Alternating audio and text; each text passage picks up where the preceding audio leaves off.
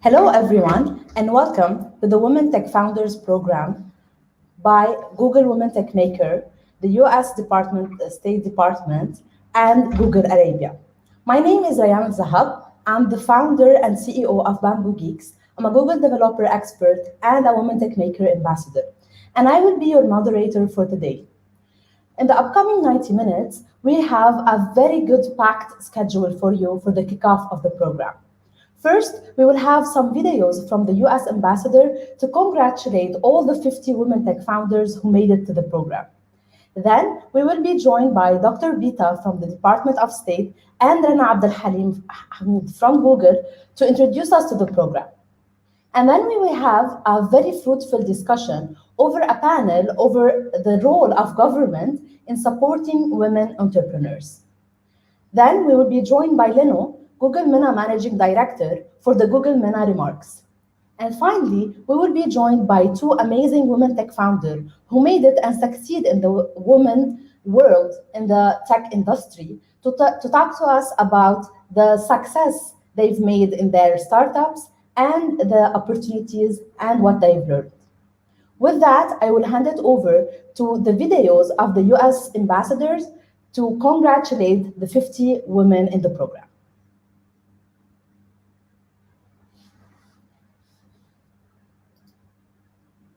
Good afternoon, everyone. It's a pleasure to join you virtually today from the U.S. Embassy in Cairo. I want to congratulate all the participants on their selection for the Women Tech Founders Program. The skills you learn from experts at Google will help you grow your businesses, while the networks you build with your colleagues in the Middle East and North Africa will support a cohort of strong women leaders ready to take on the next generation of tech challenges across the region. President Biden recently commented that in the United States, quote, "Small businesses are the engines of our economic progress. They're the glue and the heart and soul of our communities," end quote. Similarly, Egypt's small and medium-sized businesses employ almost 10 million Egyptian workers and generate $78 billion for the economy every year. One of the US government's priorities in Egypt is to help entrepreneurs play an even larger role. In the past decade alone, the US government has invested $215 million to support thousands of entrepreneurs and small and medium-sized businesses. We've connected over 10,000 young entrepreneurs to financing and business development and mentoring services in just the last 3 years. We also helped establish 14 business incubators and 16 business development centers that have already helped over 800 small companies improve their business models and management skills. And we're working with universities and technical high schools to promote entrepreneurship programs that will support the next generation of entrepreneurs. We're pleased that Egypt shares this commitment to entrepreneurs and women leaders in tech, as evidenced by the government's Vision 2030 strategy, where a pillar on creating a competitive and diversified economy specifically includes improving the business environment and promoting a culture of entrepreneurship. I look forward to continuing to work closely with the Egyptian government and forward-thinking entrepreneurs like all of you to ensure that women in tech have every opportunity to succeed, as I know you will. Congratulations again on today's project launch, and I thank you for your attention.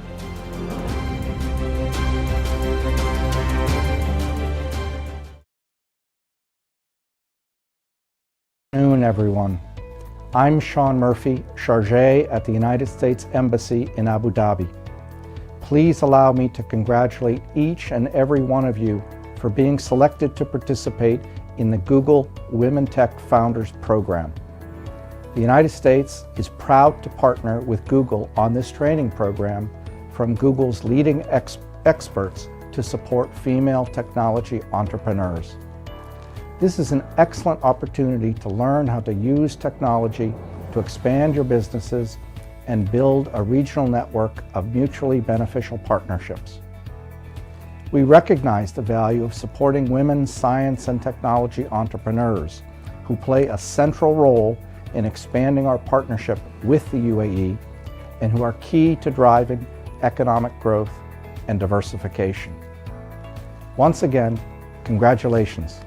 We look forward to seeing you all thrive and your businesses grow and expand across the UAE and across the world.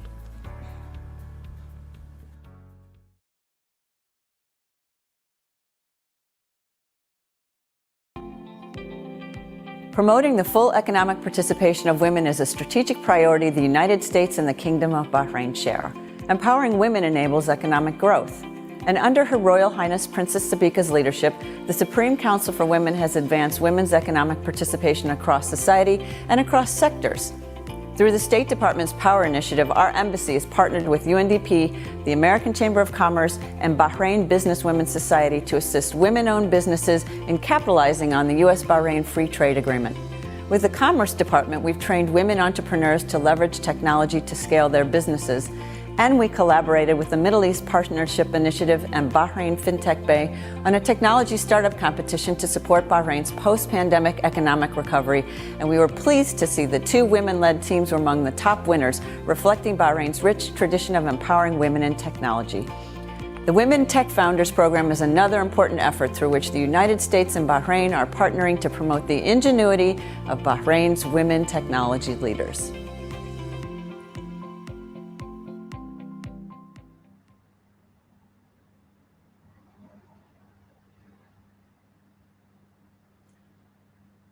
Thank you for all the ambassadors for those welcoming words. And in my turn, I would like to congratulate all the 50 women who made it to the program. Today, we have so many opportunities as women tech founders, unlike the previous days. And this program is just one of those opportunities. For that, I would like to welcome now with us Peter Haas, the Acting Assistant Secretary of State for Bureau Economic. Thank you, Peter, for joining us.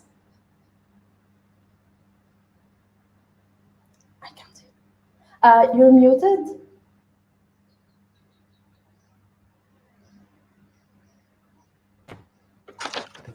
Thank you. I was even given a warning. Thanks. It's a pleasure to join everyone today, people from all across the world, as we celebrate the launch of the Women Tech Founders Program. Thank you to Ambassador Cohen, Chargé d'Affaires Nardi, and Chargé d'Affaires Murphy for your opening remarks and for all the work you do to elevate women's economic empowerment across the Middle East and North Africa. I want to extend our sincere thanks and warm welcome to our finalists and also our panelists, Minister Al-Miri, Minister Al-Mashat, and Assistant Secretary General Al-Khalifa. We're honored to have you participate in our program today. We're especially grateful to Google, and particularly Google's Middle East team, Middle East and North African team, its Women Tech Makers team, and all the technical experts. Thank you very much for your partnership and collaboration in this program. Google is committed to empowering women through tech, and we're thrilled to have Google as a partner of power. Technology provides new and critical avenues for women's economic participation in a post-COVID-19 global economy. The economic crisis caused by the COVID-19 pandemic is unlike any other in its disproportionate impact on women. Although women comprise 39% of global employment, they account for 54% of global job losses. We see today that digitization is exponentially driving demand for technological skills and creating new job opportunities for tech-educated women. According to a McKinsey company report, if these opportunities in tech are realized, the Middle East could reach gender parity with global peers by 2030. Women need more than just access to jobs. They need support, experience, and opportunities to excel. Investing in women isn't just the right thing to do. It's smart policy for sustainable economic growth, which is why gender equity and equality continue to be a priority for the United States. The Biden-Harris administration is integrating gender across all foreign policy efforts more than ever before. As Secretary of State Blinken affirmed on International Women's Day, when we design our foreign policy with the rights and needs of women and girls in mind, our policy is more effective, more humane, and more likely to make a lasting difference in people's lives. And when we support women, we can help foster change on a much broader scale, because it's often women doing the hard work to make that change happen. The U.S. Department of State's Powering Opportunities for Women's Economic Rise, or POWER initiative, is the Bureau of Economic and Business Affairs' flagship women's economic empowerment initiative. Because we understand the critical role of partnering with the private sector to advance women's economic participation, Power links American businesses with female entrepreneurs around the world to create professional networks and generate opportunities for trade and investment. These programs draw on the full breadth of our diplomatic tools, private sector partnerships, and existing US government programs to support global economic prosperity. Since its inception in 2019, Power has reached over 18,000 women across 23 countries and engaged over 50 private sector partners, including small and medium-sized businesses, with many more exciting programs and partnerships to come. Through Power's partnership with Google's Women Tech Makers, we are delighted to launch the Women Tech Founders Program. Our aim is not only to elevate women's empowerment in tech in our diplomatic engagements, but to build a network of future tech change makers between the United States and the Middle East and North African region. Our finalists will receive training on both tech and business development concepts, with the opportunity to gain insight from experts and entrepreneurs in Google's machine learning, people, product, and growth labs. Over the course of the program, participants will leverage technology to expand their businesses, connect with counterparts in the United States, and collaborate with other women tech founders in the region. We hope the skills training our participants receive will catalyze innovation and growth, not only in their individual businesses, but for women across the region. By facilitating these efforts, we are unlocking the potential of partnership and driving collaboration towards a more inclusive future. It is only when we come together in earnest collaboration that this future can be realized. I look forward to the panel discussion in today's program and offer my warmest congratulations to all of the program finalists. Thank you. Thank you, Peter, for those warm words. When we support women, we empower change. Those are the most important, most inspiring word I got from your speech. And to know more about the program, let's welcome Rana Abdelhamid from Google and Dr. Bita from the US Department of State to tell us a little bit more about the Google Women Tech Maker Power, the Women Tech Founder Program. Welcome, Rana. Welcome, Dr. Bita. I'll hand it over to you. Thank you, Ryan. So good to see you.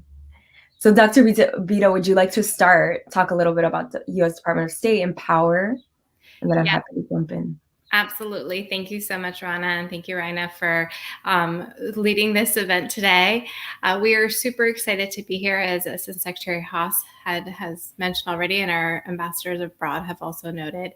My name is Bita Ade. I'm a senior advisor here in the U.S. Department of State in the Bureau of Economic and Business Affairs, and I serve as the gender advisor for our bureau, leading on our initiative called Power, providing opportunities for women's economic rise, and is really focused on seeing how we can embed women's economic empowerment and gender-related economic issues into the policy work that we're doing every day. And a key component of this is that we want to be working with the private sector, in addition to our work with foreign governments, to be able to support women in their economic participation, specifically women entrepreneurs, because we know that there's such a key opportunity there in terms of job creation and opportunities for communities. So at the U.S. Department of State, Power aims to do exactly that in engaging the private sector. Specifically, we work quite a bit with the U.S. private sector to ensure, they're engaged into the global market. And we also work with our diplomatic missions abroad, as you saw earlier today, through UAE and Bahrain and Egypt, our embassies there, to try to build transboundary and global professional networks for female entrepreneurs. So one key aspect of the Power Initiative is that it's multi-tiered. And so in addition to doing programming through our embassies, we also look to support our department's economic policies, and specifically looking to work with our foreign governments to better align and support U.S. economic and foreign policies through programming and through common ground with our foreign partners. And this event today is actually a great demonstration to those bilateral relationships that we have been working on with countries like Egypt and Bahrain and UAE, and many more we hope to do so in the region, and bringing our good friends from Google together to be able to put forward and leverage their expertise in this industry to ensure women like yourselves and women and men like yourselves and youth are able to be competitive in tomorrow's economy and today's economy. We recognize that the pandemic has accelerated the adoption of new technologies. Many of our programs are focused on just addressing that systematic barrier that women face in digitalization. And so this includes this program that we have today, but also partnerships with the UN International Telecommunication Union, through engineering seminars, through Ecuador, and through roundtables in Kosovo. And there's more to come. But one thing I don't want to take up too much of our time, and we know quite a bit about the program. I want to turn over to you, Rana, for a second. But I'll just leave with saying that, through the Bureau of Economic and Business Affairs at State Department, we're looking to empower economic growth and securing our future. And we hope to do that by supporting our diplomatic missions around the world, uniting entrepreneurs and innovators to create opportunities for collaboration across genders and industries. So we support female business owners and entrepreneurs and change makers like yourselves, who empower your communities for greater economic prosperity for all. So I'll stop there and I'll turn to you, Rana. Yeah, absolutely. Thank you so much for that introduction of your work. I'm so excited to be here. We have been working for almost a year on this program in partnership to really vision and bring to life this opportunity in partnership with Google and the U.S. Department of State to bring together 50 women tech founders from across the region to have access to Google's technical programming. And I'm here today representing women tech makers. I'm a marketing and partnerships lead for women tech makers and have the opportunity to work with our regional lead, Salim, as well as others, to bring programs like this to life. Women Tech Makers is a Google program that is committed to building resources, visibility, and community for women in technology. Our vision is to provide equality for women in the tech industry. We are very well aware of a lot of the gaps that exist within the industry, and we want to make sure that the opportunities for women to thrive in tech are afforded to all women across the globe. And we are a network of about 200,000 women across 190 countries, women like yourselves who are leaders within the field, who are tech founders, who are developers, who are aspiring to be within the industry, who are connected, who are organizing, and who are growing together and thriving in the field. And so we're super excited for this program in particular, because there will be an opportunity for you all as women tech founders to be connected to each other, to share your initiatives and startups, and to be connected to our initiative as women tech makers and as Power at the Department of State. And so we look forward to continuing to be engaging with you all, and we look forward to continuing to be in community with you all over the next couple of weeks as we see this program come to life and as we continue to grow this program. So with that, I think I'll pass it back to the team so that they could continue with the program. Thank you very much, Rana. Thank you, Dr. Bita, for this insightful talk. And for everyone, if you would like to be part of the Women Tech Maker, all you need to do is visit their website, womentechmaker.com, apply for the membership, and take advantage of all their resources. I'm lucky to be one of their ambassadors, where I was connected with thousands and thousands of women who are either at any stage of their career. Take advantage of the opportunities, the program, the scholarships, and even the resources to learn and advance in your career. Go to www.womentechmaker.com and take advantage of all those resources. After getting to know the program, now it's time for us to hear how the government can support women entrepreneurs, especially in our region. For that, I would like to welcome the moderator of our next panel, Zahra. Zahra, welcome with us. At any stage of their career, take advantage of the opportunities, the program, the scholarships, and even the resources to learn and advance in your career. Go to www.womentechmaker.com. Hello, Zahra. Welcome. Hello, everyone. Can you hear me? Yes, we can. And we can see you. Perfect. Hi. Thank you, Ryan. Ryan. Over to you. And the panel is completely yours. Wonderful. Thank you. Thank you so much, Rayan. Good evening, everyone. Good morning to some of you. I would like to welcome our esteemed panelists, Women Tech Founder participants, and all of the other attendees with us here this evening. My name is Zara Vahanvati, and I am an economic associate at the U.S. Embassy in Abu Dhabi. We have an amazing panel this evening on how government can support women tech entrepreneurs. Our esteemed panelists from the United Arab Emirates, Egypt, and the Kingdom of Bahrain will share opportunities they see and challenges they face as their governments develop initiatives to support women tech entrepreneurs. I would like to note one change to our panel. Her Excellency Hala Al-Ansari, the Secretary General for the Supreme Council for Women, is unable to join us, but we are fortunate that her deputy, Sheikha Dina Al-Khalifa, is with us this evening. Now, before we begin the discussion, I'd like to provide a brief introduction for each of our accomplished panelists. Allow me first to introduce Her Excellency Sarah Al-Amiri, UAE Minister of State for Advanced Technology and Chairwoman of the UAE Space Agency. As Minister of State for Advanced Technology, Her Excellency spearheads the ministry's efforts to empower the adoption of advanced technologies and promote research and development in the advanced science and technology sector. All this in order to create new industries that drive the UAE towards a knowledge-based economy. As chairwoman of the UAE Space Agency, Her Excellency Sarah Al-Amiri is responsible for overseeing and guiding the space sector, ensuring its contribution to the national economy and to the UAE's sustainable development. Prior to her role at the UAE Space Agency, Her Excellency served as the Deputy Project Manager and Science Lead of the Emirates Mars mission, developing the HOPE probe at the Mohammed bin Rashid Space Center. Next, we have Her Excellency Dr. Rania Al-Mashat, Egypt's Minister of International Cooperation.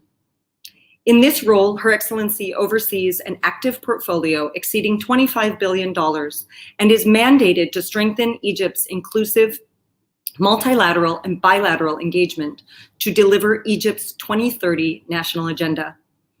All this is aimed at achieving a circular economy in line with the United Nations Sustainable Development Goals. Prior to this appointment, she was the first woman to serve as Egypt's Minister of Tourism, launching the impactful Egypt Tourism Reform Program. Her Excellency Dr. Rania has also served as advisor to the Chief Economist of the International Monetary Fund, Sub-Governor for the Monetary Policy at Central Bank of Egypt, and as the Senior Economist at the IMF. And finally, allow me to introduce Her Excellency Sheikha Dina bint Rashid Al Khalifa, Assistant Secretary General for the Supreme Council for Women in Bahrain. Sheikha Dina was recently appointed to Assistant Secretary General after serving for many years as Director General of Policies and Development and as Director of Public and International Relations. Sheikha Dina has worked on fostering and strengthening relations with public and private sector organizations to carry out the Supreme Council for Women's mandate of monitoring and improving the status of Bahraini women. She is focused on building awareness of the latest enhancements and improvements in legislation and services related to the advancement of Bahraini women. Sheikha Dina was instrumental in ensuring that the National Plan for the Advancement of Bahraini Women has been effectively implemented across all sectors and authorities. Welcome to all three of you. I would like to start by asking a question to all three of you. I'll start with one. I'd like to know what your dream was as a little girl or as a young woman, and how you've come to the leadership role you're in today. Did you imagine yourself where you are today? And what can you share with the Women Tech Founder participants as they strive to build their skill set and grow their businesses?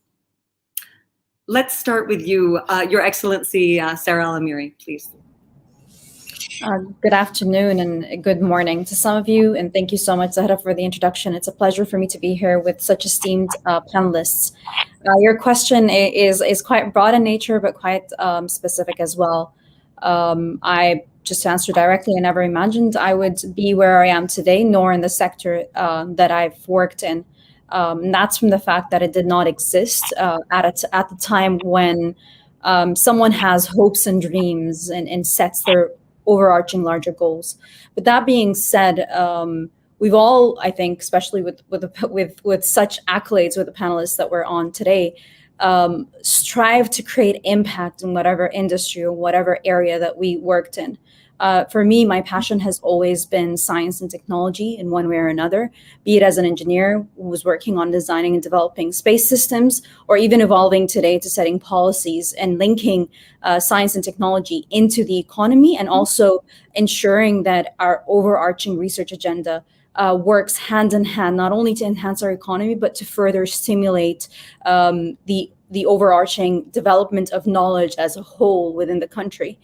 And that's something that I'm quite passionate about personally, and quite passionate about working on various programs to ensure that those intricacies, and women in tech is one of them, work well hand in hand for them to become organic development that sustain themselves within any nation.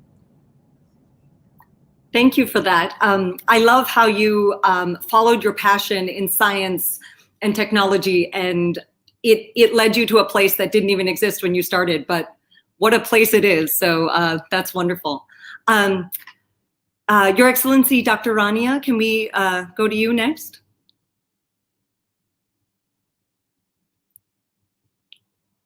Unmute.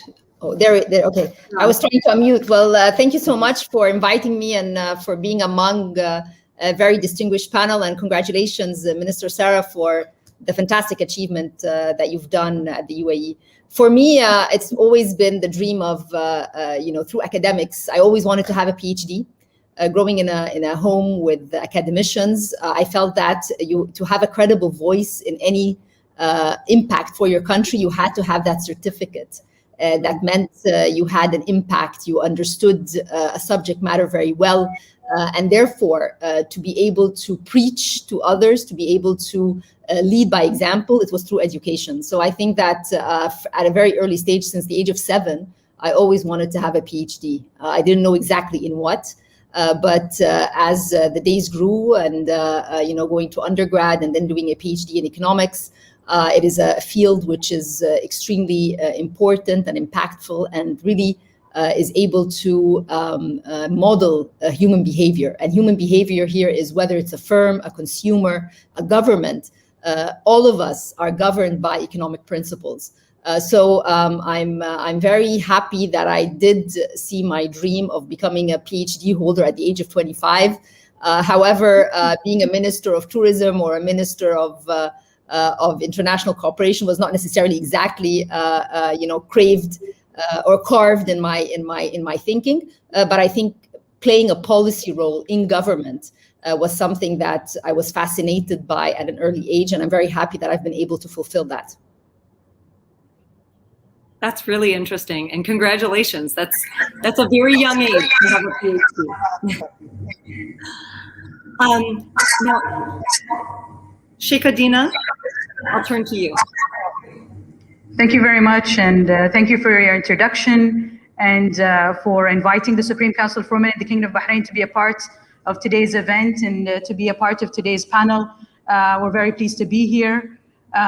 Speaking about myself, I always knew, I believe that despite whatever career or profession I would be in, it most necessarily had to be about helping people and about working with people and working with the community, and being from a family that is very much third generation active, being active within civil society. I knew that that was something that I wanted to be a part of growing up professionally. And so today, working within policies, working within strategic planning, one may argue that it may not necessarily be directly linked. However, I feel that the only way to prosper within policymaking, within strategic planning, is to really be as, in touch or with the community and with people as possible. So we wouldn't be where we are today had it not been for the active work of civil society way back when, And we wouldn't be where we are today without those efforts. So it's about building on that and trying to be a part of that history. Thank you, Sheikh Adina. I'm judging from your work that I read in your bio and the longevity at the Supreme Council for Women. You are doing a lot to help. So thank you for all you're doing. I'm going to turn to Your Excellency, Dr. Rania. I have a question for you, particular to you and for Egypt.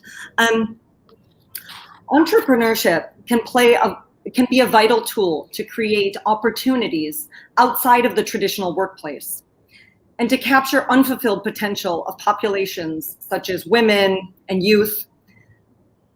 Do you see entrepreneurship playing this role in Egypt? And can you give examples of how you're seeing entrepreneurship, those opportunities coming to folks that perhaps don't have a place in the traditional workplace as maybe in more traditional roles or maybe more male-dominated roles? Please. Well, thank you so much, Zara. And, in big countries such as Egypt, the history has been that the government was typically the biggest employer. But as the economy started transforming and so forth, the role of the private sector, the role of enterprising in general has been quite coming to the forefront.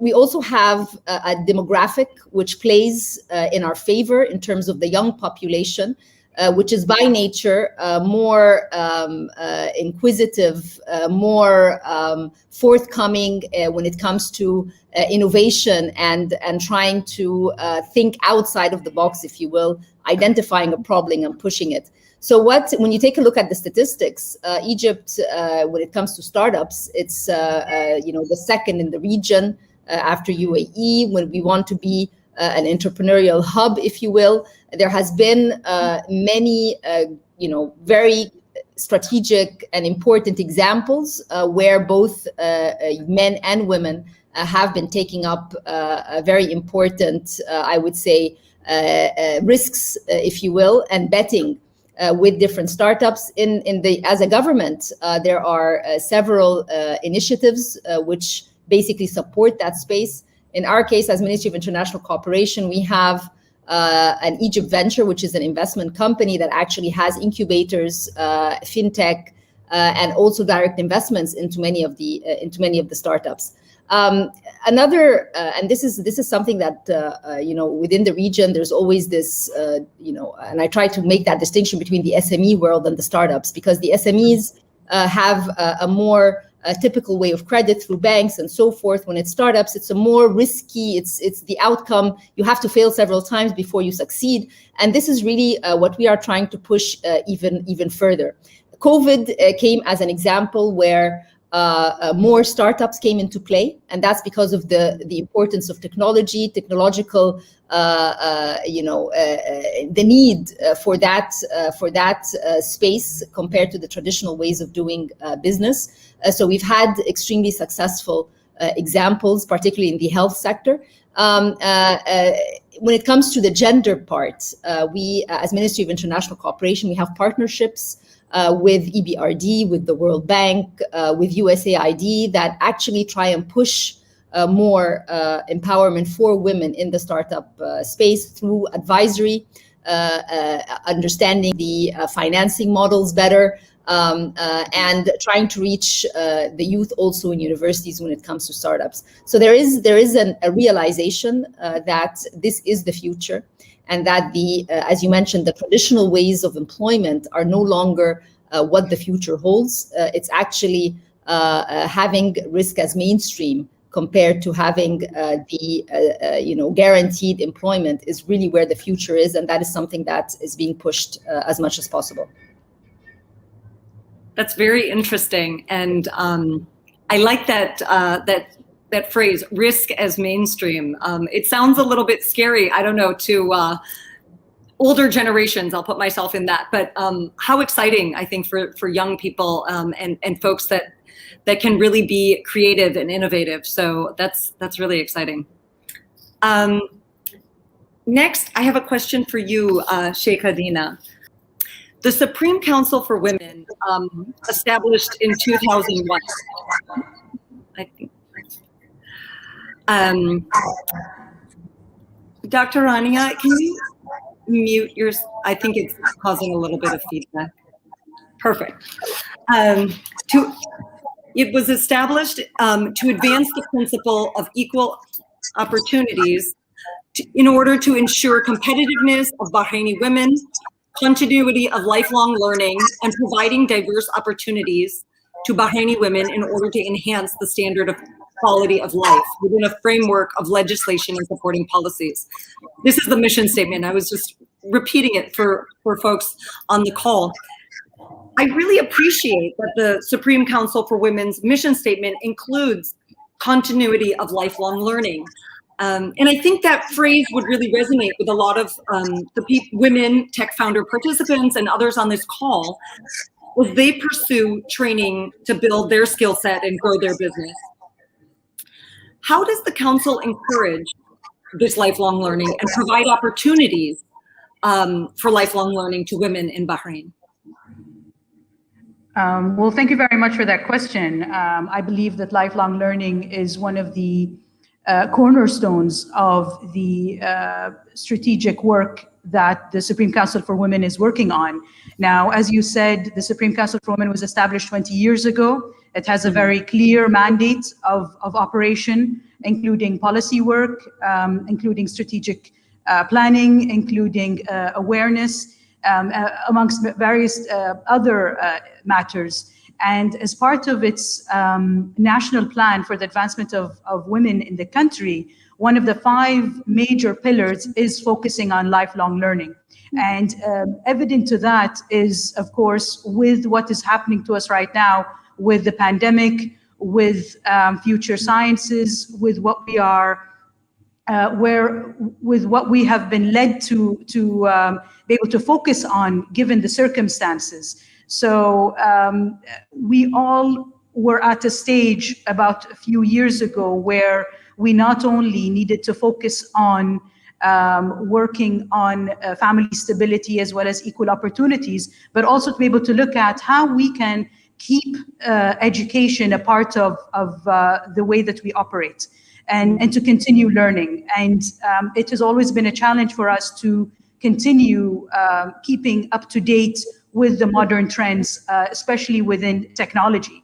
And so for us as a council, lifelong learning has been one of the major pillars that we look at, whether through coming up with strategic plans, such as the one that was developed about 3 years ago, that focuses on a national framework for gender balance within the future sciences. And now that particular topic is very important to us, only because it was important for us to be able to know how can we really take advantage of what is happening around us. Now, we've all been witness to the 4th Industrial Revolution. We've all seen how there are challenges that relate to various different participations, whether it be for women or men, but it was a question of how can we really benefit from this particular aspect. And so Bahrain really needed a framework to be put into place, not only to be able to see how we can revise or improve national policies, how can we promote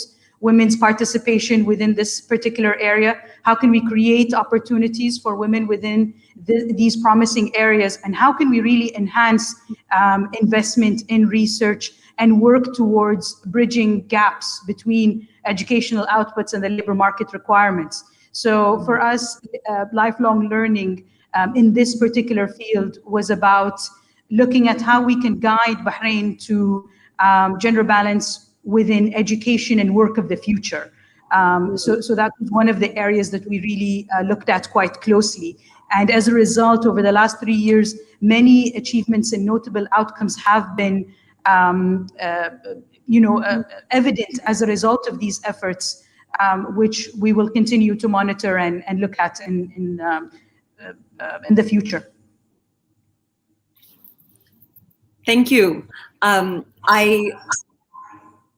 really appreciate you all kind of taking a look at the gaps, as you said, between education and work, because oftentimes graduates may graduate and not necessarily have a skill set that's transferable in that way. So that makes a lot of sense.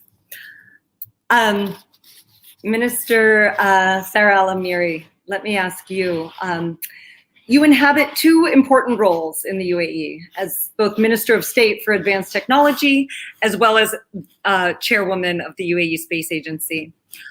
Are there particular fields in technology you are looking to attract or develop in the UAE? And the second part of the question is, what measures are being taken to build an entrepreneurial ecosystem in the UAE and support women entrepreneurs? Thank you, Zahra. With regards to the first aspect of which fields of technology, we're looking at technology from two different perspectives. One, the adoption of technology into existing industries, especially industries that make up a large portion of our current economy.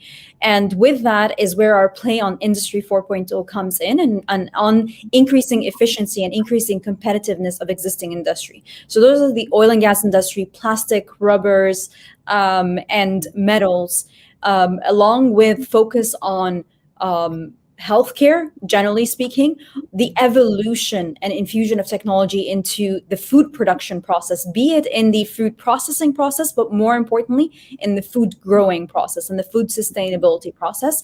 We're also looking at water technologies because we need to further diversify our sources of water within the Emirates. And looking in the larger space of things, it's on the design and development of technologies. And that's the utilization of technology to create new industries within the country. The space sector is definitely one of those areas by which we are betting creation of a space economy within the country. And also looking at biotech, and that fits in very well, and natural sciences fits in very well, but there are new adoption of those sectors within our current economy. Fintech, again, is something that exists widely within the Emirates, and it's something that needs to be further enhanced and further developed as a capability, not only in adopting those technologies, but on designing and developing those technologies. For that wider play, it takes us into entrepreneurship. You can't play on technology in any nation without having it become economically viable. And that not only supports your existing research endeavors to be translated into implementation, but allows the government to eventually play the role of the alleviator of risk and the carrier of those very risky projects that come in with ventures and technology. And very rightly so like Her Excellency Dr. Rania mentioned, startups have a lot of, and especially tech startups, have a lot of risk infused with it. And it's the creation of the right policy environment and the right regulations environment for these companies to become up and coming in very risky areas. And that is the role of the government in promoting the right entrepreneurship ecosystem and the right entrepreneurship environment. Moreover, ensuring the sustainability of those sectors moving forward. What we need to work on is to ensure the longevity of the existing sectors or the sectors that are to be produced, especially those that have foundations in science and technology. And that makes our overarching research and development establishments one of the core areas with which we can enable entrepreneurship.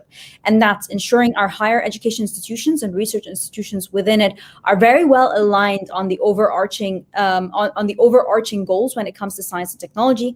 Then there is a gap so that we don't fall into the common valley of death from research to commercialization, ensuring that there are the right formulations of research institutions that are able to do development and they're able to do commercialization. Not everything survives that was created as a byproduct of research and development will survive in industrial development, and it needs a certain level of skill sets. And coming to the skill sets aspects, yes, we've focused quite largely on building what I call the foundations of education within the country, but it's taking it the extra step, and it's building the necessary experience and building the necessary know-how. And that's a large focus on enabling and creating the right programs by which you're able to create this type of knowledge that takes the pockets of knowledge that you learn within education and turns them into something that is that is utilizable in real life industries. And that's another play that we're working on. This is something that we've actually learned when we've established the space sector when one didn't exist before less than 15 years ago. And it's through these various endeavors. So it's research and development, human capital development, the right legislative frameworks, and the right enabling and encouraging policies that, like everyone knows here, encourages risk, makes failure part of the success process and not part of the inhibition of development of any area, and pushes the boundaries forward in experimentation and allowing for things to be tested and allowing for things to go right, and more importantly, allowing for things to go wrong, and allowing for that to be a learning experience and a continuous educational process so that you're able to build on experience and start establishing those necessary technological areas. Well, thank you for that. That was a really robust answer, and it made me think of, I moved here from Silicon Valley, and it made me think of a mantra that many people would say there, which was fail early and fail often. And so only through failure are you going to really get to where you need to be with that final product. So wonderful. So all three of you, I think, separately mentioned COVID-19. And so I have one question on that I'd like to ask all of you. And it's, how has COVID-19 changed the landscape of entrepreneurship in your country, and in particular for women? And more interestingly, perhaps, is there any examples that you have of opportunities that have actually arisen out of the pandemic to use technology or to develop new technologies to make businesses more resilient? Sheikh Adina, can we begin with you on that one? Sure, thank you very much. Of course, as you said, the pandemic has taken its toll on all of us, whether it be the economic, let's say, sector or otherwise. However, the pandemic has also strengthened many different, let's say, technologies and progress that we wouldn't have otherwise thought possible. It had really advanced the way that we operate as institutions, as businesses, as individuals. Digital transformation has really played a big role in all of that. And just to give a few examples, just one relating to entrepreneurship, of course, expanding on virtual business activities played a big role. So today, switching to virtual presence has played a massive role in changing the way that we operate. Businesses that we thought were thriving no longer were needed, whereas more opportunities have surfaced, and a need for virtual presence has become possible. Enhancing our open banking regulations was very important in Bahrain, and that really played a big role in expanding our digital banking experience. So today we no longer bank in the same way, and that in itself has allowed for businesses to thrive, whether through not only just opening bank accounts, but also for when it comes to access to finance, applying to loans, transferring funds. The entire digital banking experience has been transformed. Even when it comes to enhancing our digital payments solutions. So all of these matters were strengthened and enhanced as a result of the situation that we're all going through, and have really played a big role in the way that businesses are operating today. Thank you, Sheikh Adina. Dr. Rania, can I turn to you? Thank you very much. Well, let me echo a lot of what Sheikh Adina mentioned. But Egypt is known for having a very big bureaucracy in government. And when COVID hit, for women to be able to work from home, remote working, in such a big bureaucracy was something that, if you were thinking of doing a fire drill, would have taken a lot of time of experimentation. But here, COVID hit, everything had to be adjusted quickly. So I think that was one of the key, I would say, silver linings when it comes to COVID, the ability of remote working, how that might actually be quite useful going forward as work modalities start to adjust. Something else which is quite remarkable as well, the role of NGOs when it comes to women employment. For example, we have several NGOs where women were producing masks, but they had to take standards related to what the Ministry of Health had as proper standards, and many of these masks today are exported. So that was another way of creating more employment. We were one of the very first countries to have gender-sensitive policies related to COVID, and Egypt was, by UNDP, ranked the #1 country when it comes to in West Asia and the Middle East when it comes to 21 policies related to women when it comes to COVID. There have been several issues, I would say, or policies that were very fast and swift in adjusting for COVID, which allowed for more participation of women, a realization that as much as there is opportunity, there has also been challenges, and that's why extra effort in training women when it comes to STEM or technology, given, as was just mentioned, the virtual space that is becoming more of a reality than before. So there is that, what the right word to use is a mobilization, a realization of the risks, but also a mobilization. It's no longer an afterthought. It's actually within the mainstream of policy. And that is really, when I hear from Bahrain, certain actions that were taken in the banking sector, similar actions were taken in the banking sector of Egypt. So there was so much peer-to-peer exchange, discussion. In the past, you had to have big conferences for countries to come together and discuss what they're doing. Now it was, a crisis hit. Everyone was very quick to adjust, to innovate. And I think that was the biggest, outcome. And I always say that policy, the humility that we all felt, and that pushed us to out of our comfort zone, and the ability to mobilize as much as possible and try to mitigate the implications. So there has been several gender policies that have taken place. Also, the central bank also allowing for equal financing for men and women, particularly on SMEs post-COVID, formalizing payments to the informal sector. Some of them are women as well. So there's a long list of policy measures, but I think the key has been all of us were pushed very hard. We had to innovate. We had to act fast. And that's why many of the, as much as the crisis was bad, we were able to mitigate a lot of the downfall.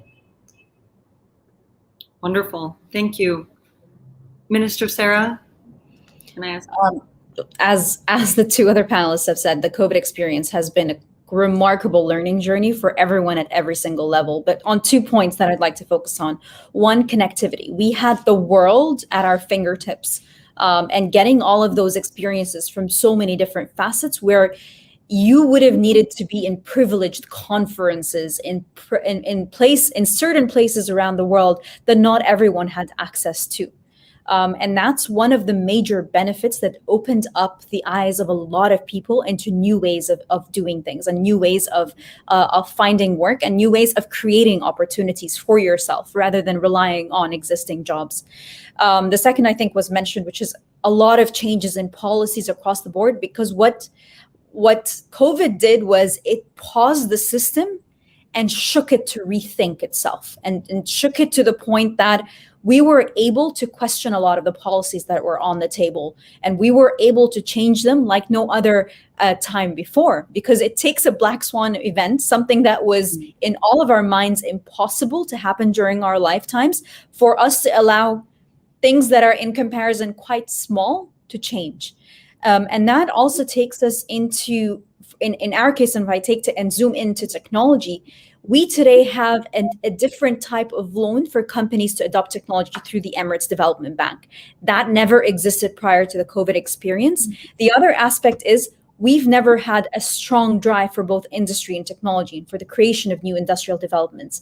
And that happened on the back of COVID with the understanding of the importance of both agility and continuous resilience in any economy around the world, and those that need to be solidified by science and technology for them to have the necessary shock absorbers to any black swan event or any economic transformation across any of the sectors. And those are very valuable lessons that not only policymakers learned, but people in society learned. And allows us to adapt and allowed us, as bad as the situation is, nobody wants to go through a pandemic to learn this, but it takes such monumental shocks to the system for us to pause and reflect and transform things so that we can have a larger mark and a larger development path forward. All of your answers were really astute, and I will be really interested to see, and I hope all of these wonderful changes and kind of forward motion that we continue down that path. Sheikh Adina, I have a question for you. You had mentioned earlier about the national gender balance in future sciences initiative. What are the specific objectives of this initiative? And how do you envision this accelerator supporting women tech entrepreneurs in Bahrain? Well, thank you for your interest in this particular project. Like I said in the beginning, one of the main objectives was to really be able to pinpoint where we are today when it comes to the future sciences and emerging sciences, and to be able to see what more can be done in this area and how can we really leverage this to women's advantage. So that in itself was a big challenge for us to be able to see how do our policies today really compare to where we would like to be when it comes to women within that particular field. And so it was a matter of what type of education needs to be looked at. Is there the synergy between specialized academic qualifications and job descriptions and organizational structures and business activities?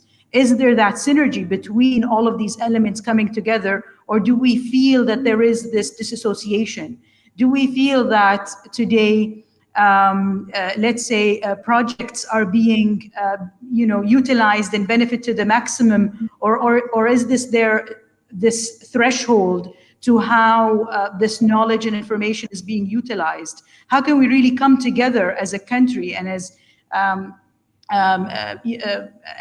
education and knowledge in order to be able to see what more can be done?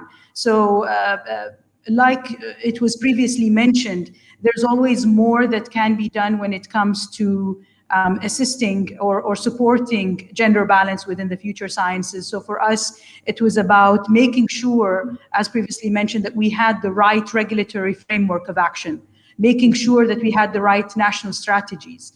And so when it came to, let's say, having the right regulatory framework, Bahrain is very proud of its national regulatory framework for fintech, for example.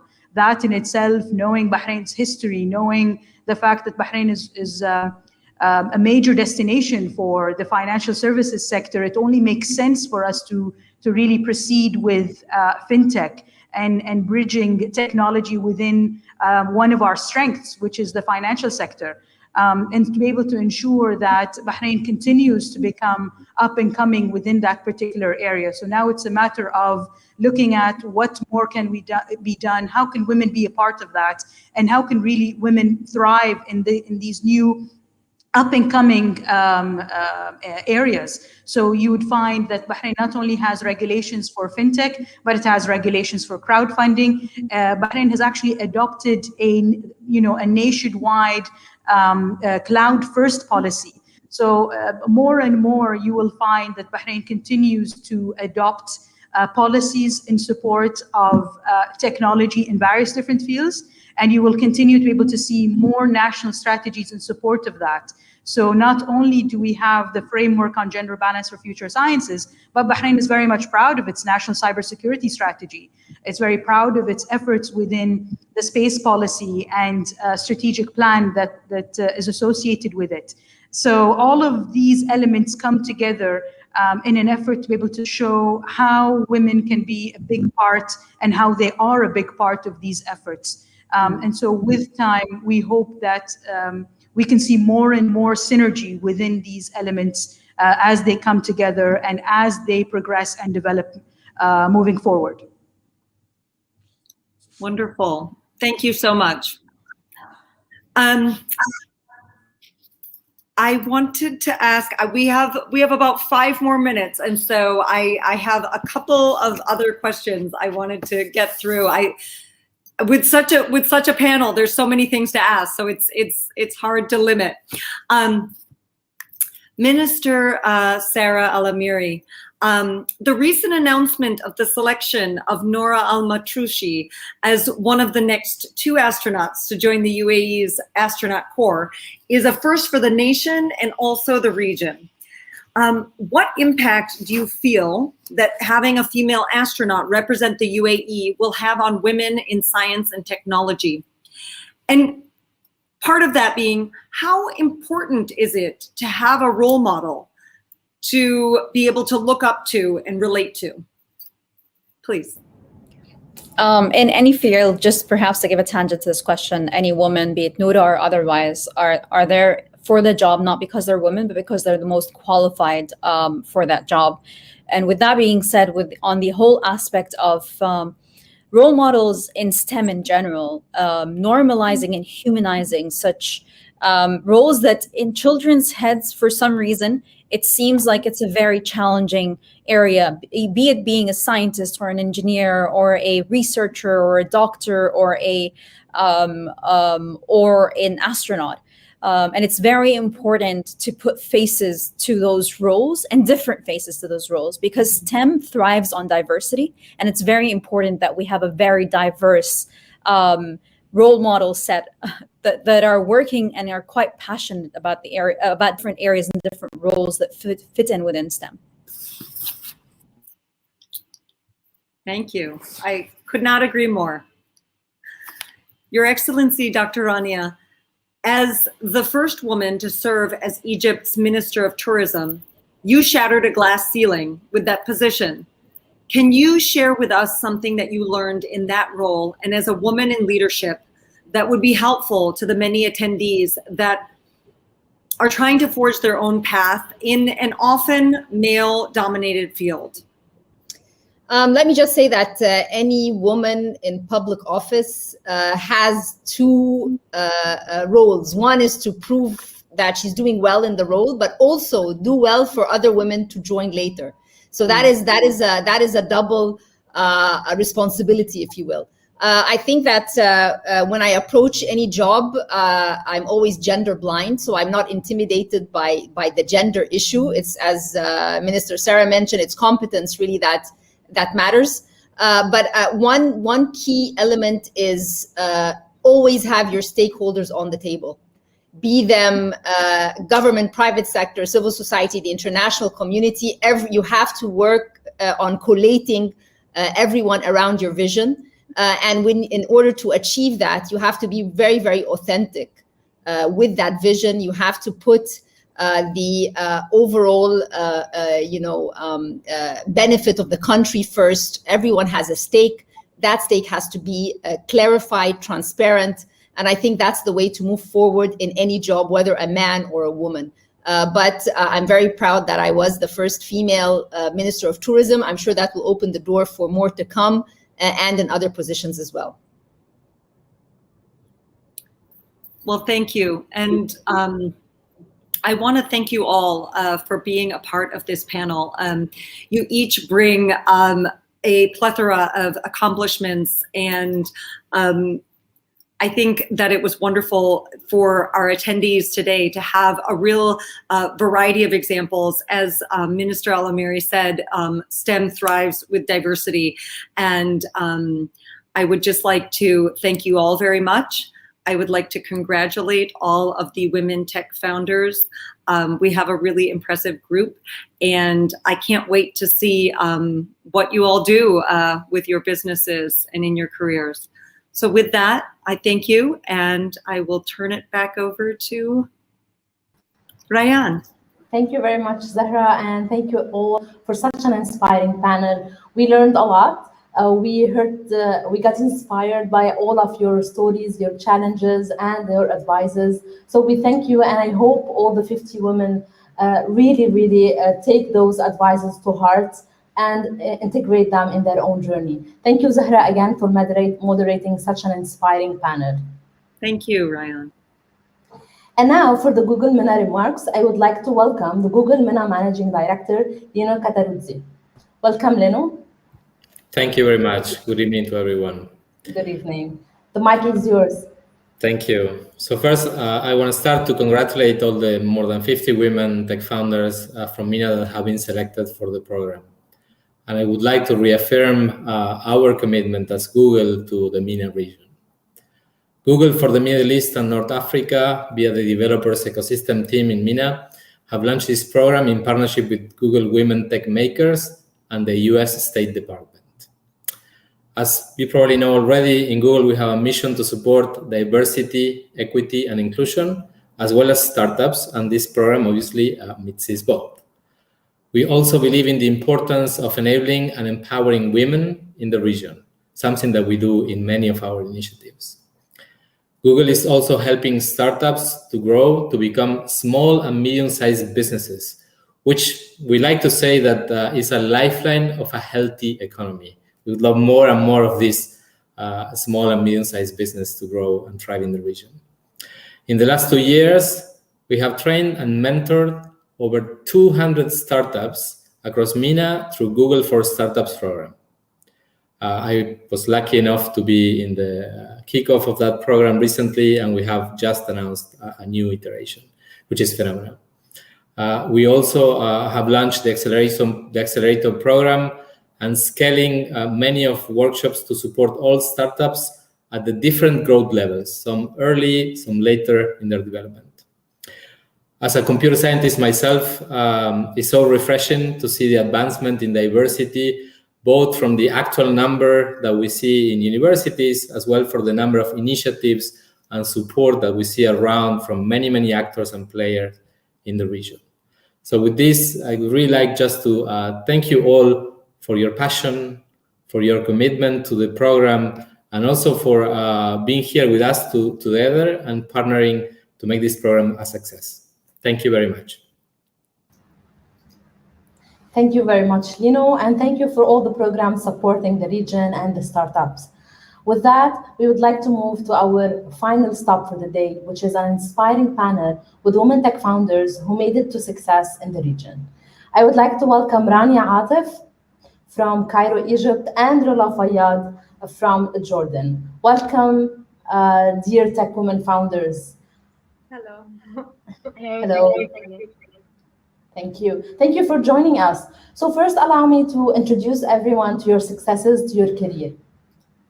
I will start with Rola. Rola Fayyad from Jordan, Amman is the founder and CEO of ViaV, with over a decade of commercial management experience in the travel industry.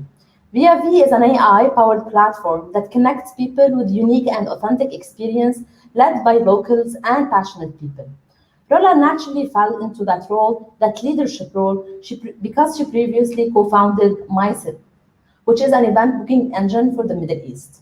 Furthermore, she was a founding member for Girls in Tech, Jordan chapter, which focuses on empowering, engaging, and educating women in technology sector. Rola is also a fellow with IVLP, the US State Program. Welcome, Rola. Thank you. We also have with us Rania Atif from Cairo, Egypt, the founder of I Make This, a social media platform that she created for women with small businesses to be able to introduce and market their businesses for free. The platform started only as a Facebook page at the end of 2019. She helped over 4,000 women introduce their businesses and boost their sales. Today, the platform has over 250K followers in different social media outlets. Rania is a mother of 3, aged 13, 7, and 3. Creating the platform was actually inspiring by wanting to support other women like herself who are trying to balance their career with their businesses, with their families, making their marketing easier for them. She worked as a child and family photographer, and before that, she was a full time researcher working on child rights. She's now becoming an entrepreneur herself, turning I Make This into an e commerce platform. Thank you, Rania, Thank for you. doing all of that. So, ladies, welcome. And as I noticed, both of you, women tech founders who made it to success, you both were very interested in helping others. From that, I would like to ask you first, can you tell us what brought you into technology? You are from two different backgrounds and you both ended up being tech founders. So Rola, you want to go ahead and start? Sure. So I come from a background of the hospitality industry, and I always kind of figured out that there was an easier way to do all of the work that we had every day. The time-consuming work, and as an airline in a very big industry, uh, serving customers could be done easier. So this is hospitality for me, and there is an opportunity to drive change in multiple aspects that could lead to advancement in any segment you're working with if you actually add technology to it. And what's most important is I always felt that impact should be involved. You know, technology drives revenue, drives growth, but when you add impact to it, that's where you're actually, you know, a company giving back or doing something that matters in this. And I knew that choosing this path would mean that eventually it will become something bigger because technology doesn't stop, it just grows. And I just want to make people's lives easier. And, you know, it's 2021, and obviously, paper and pen no longer, you know, we don't write on papers anymore. So I understood that we had to write code to actually make your lives easier when it comes to travel. Amazing. Rania, tell us your story. Okay, so basically, my story is that I myself was a child and family photographer, and so I had my own small business, and I kind of realized that the biggest problem of any woman with a small business was to be able to actually reach the right target market without spending fortunes of money on marketing. So this is where the idea came from. I decided to create a platform that was just purely for doing that. If you have like a new business that you want to say what you're doing, what kind of products you give, you put pictures of samples of your products, you say the kind of services you provide. And so it was really, the idea was very simple, but because those who joined were starting to post those amazing services and incredible, unique products, women started like wanting to be on the platform to find out about all those amazing things being made that they don't know about. So they started inviting each other, and it was crazy. I think it was like in 2 months, the group, we started out actually as a Facebook group, and the group reached, even though it was a closed group, it reached 100,000 in just in a matter of 1 month. So that was like, you know, it was phenomenal. And so we took it from there. Like it kept growing and growing, and it kept, and because it was only women who joined that were actually really interested in those kind of products and services, it was very beneficial for the women with small businesses because they were actually able to market their products to the right target market, so they were able to boost their sales at no cost. Amazing, very inspiring. So it's always coming from a real problem, trying to solve a real problem for real people that led you eventually to success. And as everyone knows, this is the basics of the design thinking. This is the basics of serving our customers better. From that, I would like to ask you, being in that industry, being in the tech world, what is, until now, your proudest achievement as a tech founder, Rania? So I think my proudest achievement was actually the launch of the e-commerce platform, because it was like, you know, it kind of like marked the success of the initial idea, because we only launched the e-commerce platform after we've already helped 4,000 women to actually post on the group and boost their sales. So we wanted to bring all those women on the platform so that it's easier for everyone to find anyone who posted, you know, a long time ago. This was the challenge, that they needed to be able to find them again. So by creating the platform, it was an incredible moment, because it felt like We now have all those amazing women selling their products or offering their services in one place. We've already created an interest and the market for them before we've created the actual product, which is the e-commerce platform. So everyone on the Facebook group was already waiting for the e-commerce platform. So I think that was my proudest moment. Amazing, and hoping to more and more proud moments. Rola, tell us about your proudest moment. For me, Rania, I love what you said. It was exactly similar to so like VAV, we have over 300 hosts, of which let's say 100 are in Jordan.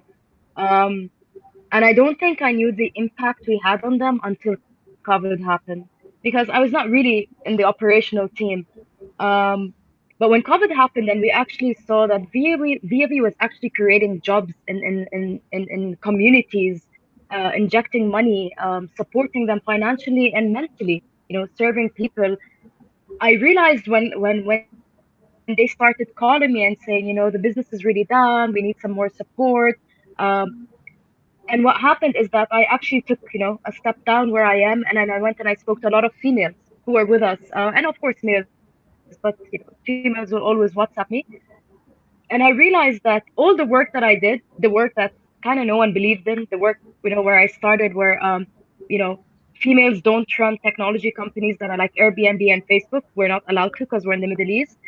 All of the trouble and the gray hair that I do have kind of made it worth it when I felt appreciated by amazing, and they are the entrepreneurs, not me. Each one of them is selling more than VAV, creating amazing businesses. And I felt that's when I felt appreciated, and proud of, not myself, of course, I'm not VAV, my whole team, for being who we are today. And we would like you both to know that we appreciate you for taking this lead, and the community appreciate having such role models in our community, especially like with the COVID days now, we're facing a lot of challenge. My startup, Bamboo Geeks, also faced that challenge, being a training startup, and then on the first month of actually setting up, being hit with COVID, we had to change completely, and we had to rewrite, restructure every business model, every training. We had to move completely online. Tell me a little bit how that affected your own business and how you were able to pivot and turn that weak challenge into an actual success. Rania. So in our case, it was actually, I think it was the right time for us, because it made us able to help even more women, because a lot of women with small businesses who were, for example, making some products and selling them in stores, they needed to find a different outlet to be able to sell their products, which online made more sense during those times. So the idea of I Make This became perfect for COVID times. Of course, still every woman with a small business and every small business suffered during COVID with very few exceptions, but still that we were able to provide at least an outlet for them to not go out of business completely. So they were still able to tell people they exist. They were still able to like sell products and offer services. And I think this is for us, the COVID was we came at the right time so that we could actually help women during COVID. We only started, like in December before December 2019. It was only like a few months before COVID hit. So I think the timing was also, I'm so grateful for the timing, and I'm sure a lot of women on our platform are so grateful that the timing was right for them to be able to still be in business. And that's exactly why we need more women tech founders, because you will understand the actual problem and you will be able to cater for a better solution. Rola, can you tell us how you were affected and how do you think you overcame all the challenges? Yeah, so travel. We were. I don't think it was called affected. It was called, we just closed the funding round after, the biggest challenge for any entrepreneur, mostly female with the numbers, is funding. And we couldn't even put a press release out because it was, we can't, gloat about something while the world is suffering. But for me, I think COVID was a blessing in terms of our business model.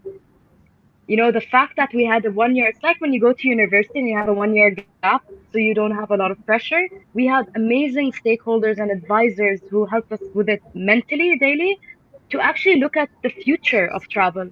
So we changed a lot. We didn't, I wouldn't say we pivoted, but we've amended or advanced our features, our proposition to serve a post-pandemic world. And that's the future of travel, the seamless way. It was hard.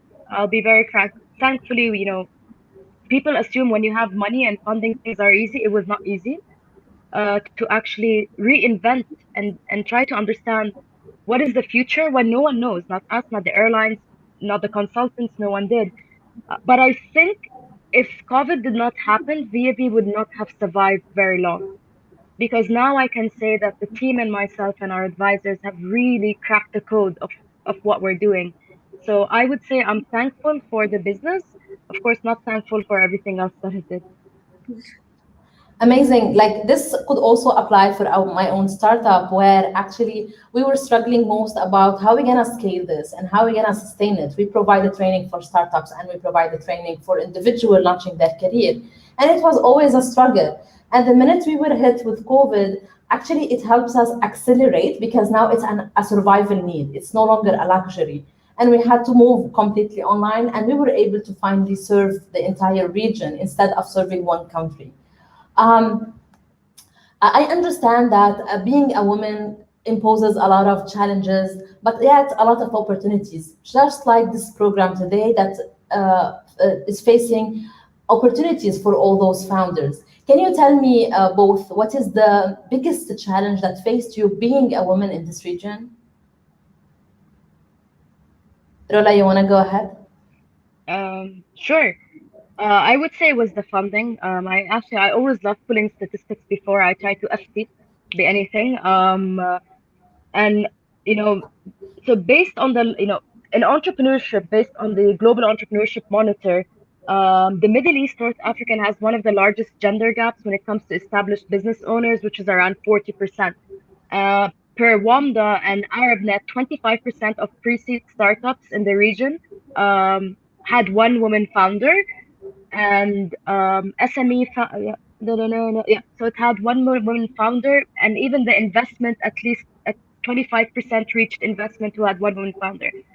And I know that this is happening everywhere. The US is even worse than we are when it comes to women funding, female funding. And I just want to emphasize, this does not mean we need to open funds for women only. It doesn't work that way. And I've seen this as a solution. I think this should work down in an infrastructure that is related to governments, because all of we are in developing countries. We all have the World Bank, the UN, the EBRD.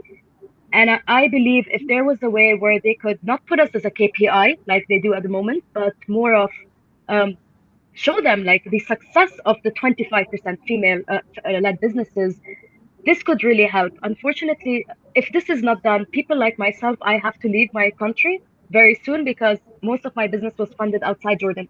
So now, after I get my second vaccine, I'm packing my bags and leaving. But I'm lucky that I can. Not everyone can. So this is a very risky, it's like migration of the entrepreneurs to other countries if we do not find the right funding, the right infrastructure for us.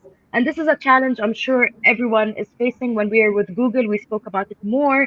I noticed it's not only a female thing, but we really have to put the red flag that it's happening global where females are not funded as much as men. True. Rania, being a mother of three, me myself being a very, very new mom, I'm still struggling with this balance. So can you tell me if the balance was the biggest obstacle for you or the biggest challenge? It's the online learning that was.